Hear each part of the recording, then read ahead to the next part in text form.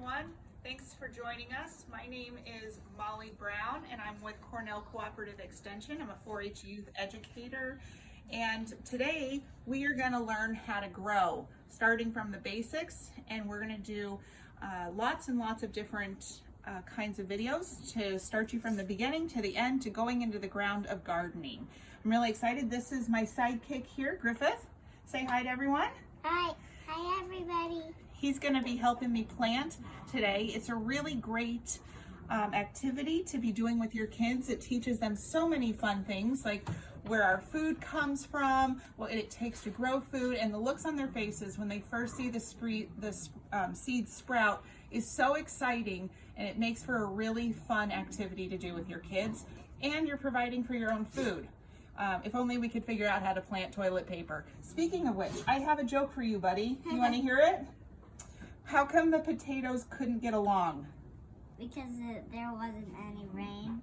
No, that's pretty good though, because they couldn't see eye to eye. That was good, wasn't it? All right, so let's get on to the basics of planting seeds. I've already pre-planted a few of them for you, but let's start from the very, very beginning.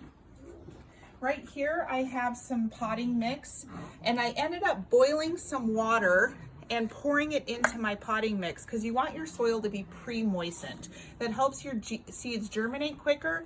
And the sure, buddy.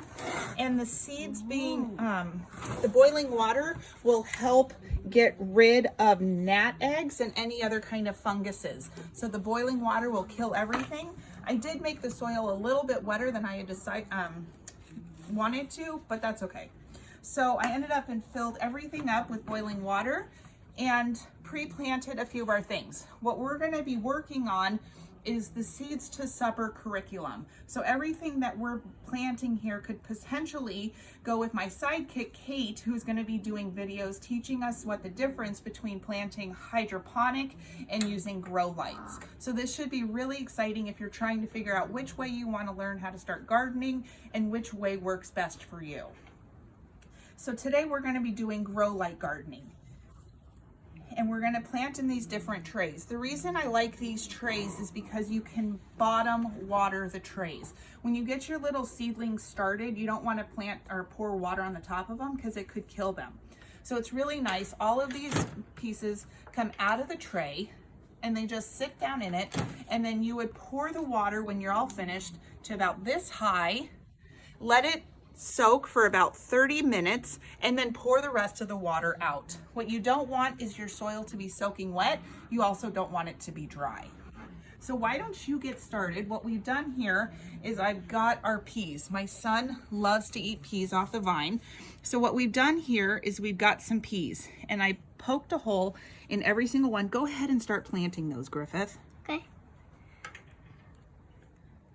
And we're going to do 2 to each hole because some seeds may not germinate. So you don't want to sit around and waiting for other seeds to germinate and they're not going to germinate. So if you have 2 in one hole, then it gives you a better chance and you can just separate them when they get a little bit bigger. Some of the other items I have, I am a huge fan of tomatillos. They're one of my favorite vegetable or fruit.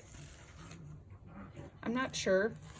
I'm going to go with fruit, but one of my favorite things of all time, there's nothing on earth better than tomatillo salsa. So can you poke the holes in there for me, bud, with your finger?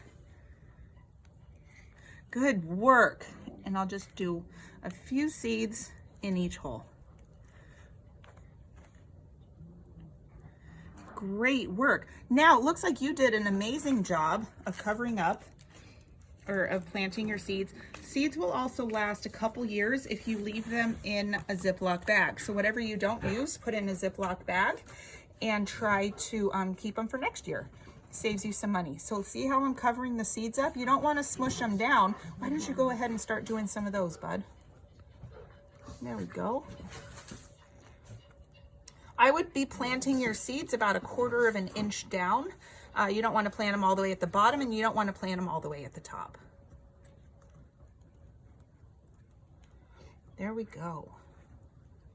All right, now he is such a huge fan of peas. I have 2 different kinds here. So buddy, why don't you, when you're all finished, you are doing such a great job.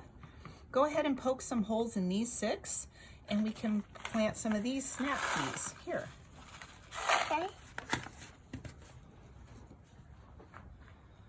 Isn't he a helper, guys? I just love him so much. He's just really good at helping with everything.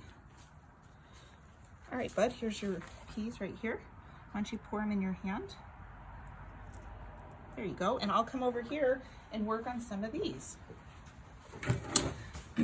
So like I said, we're doing the seed to salad 4-H curriculum.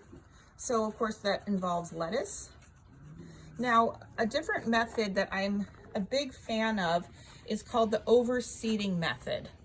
And so it's nice if you overseed and you kind of drizzle a little more seeds than you're used to. See how I'm just kind of drizzling? That way it's going to grow in nice and bushy, and you can just keep cutting it back for smaller sized salads. Mommy, does this one go in there? It sure does, sweetheart. So that's the overseeding method, where you kind of do more than like 1 or 2, you do several, and then you just keep cutting them back, and they'll be smaller shaped leaves, nice and full, so that they go right into your salad. If you want a big head of lettuce, I would only do about 2 or 3 per each hole. And we'll keep right here, a little bit more.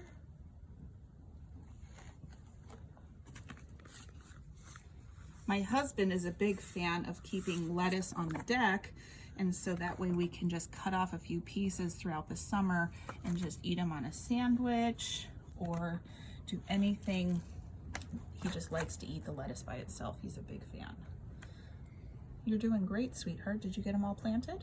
Mm-hmm. Okay, why don't you go ahead and cover them up, okay?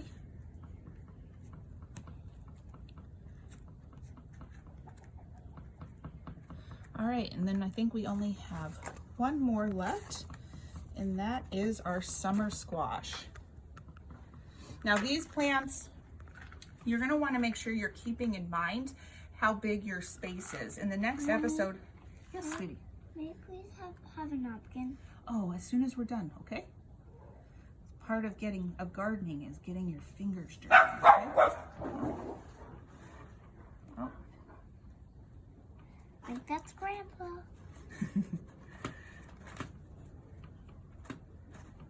Okay, so you want to keep in mind how big your area is that you're going to be growing your vegetables. Our garden that I'll show you in the next episode is 12 feet by 20 feet, and we have it zoned to about 12 different vegetables, but only a few of each kind. Zucchini grows really big, so we're going to want to make sure you take that into consideration, and I'm only going to grow a few plants of the zucchini.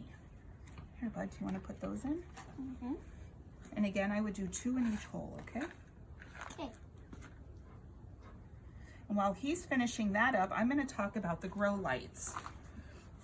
So what we're going to do is I have 2 different experiments I wanted to try. I wanted to try just window growing, and I wanted to try grow lights. In the past, I've had a lot of issues with seeds getting too leggy and then dying off. Well, I found out that really it's because I haven't been using a grow light. Grow lights are really simple, not that expensive kind of purchase if you're looking into doing this year after year after year. This whole setup here is about $38 from Walmart. You just want to make sure you're getting grow lights. And what you're going to end up doing is starting the seeds with your grow light right off the top in about 16 hours a day. And then after they start sprouting, you can cut it back to about 14. And as they grow, you're going to raise your grow light. You want them really close to the top, and that way they just keep getting bushy and nice and full. On this one, I really wanted to try window gardening as well. So I have all of my different herbs in here. I've got chives and sage, basil, lavender, and I don't know, rosemary in this one.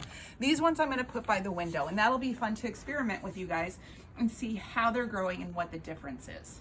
So as far as everything else, oh, now it's time to put some water. Now that we've planted all of our seeds, we can go ahead and put some water in the bottom of our trays, and then we'll end up letting it sit there for about 30 minutes. 30 minutes? Yep.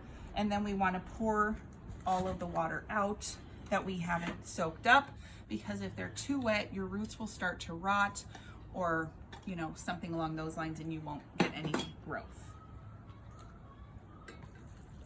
We're on a little bit of an incline, so it's not all quite going to the back, but we'll fix that up. You want to cover those up, babe? Mm-hmm. Great. Thank you very much. So that's our first episode of Learning to Grow. Please feel free to message me with any comments. I will get back to you. And we're learning in this together. So if you have a better method, I'd love to hear about it, and we can talk about it on the next episode as well. The next episode, we're going to learn about potato growing, onion growing. I'm going to take you back to see the garden, and we're going to check in on our lovely seeds to see how we're doing. Again, I loved hearing from you. I would love to hear from you.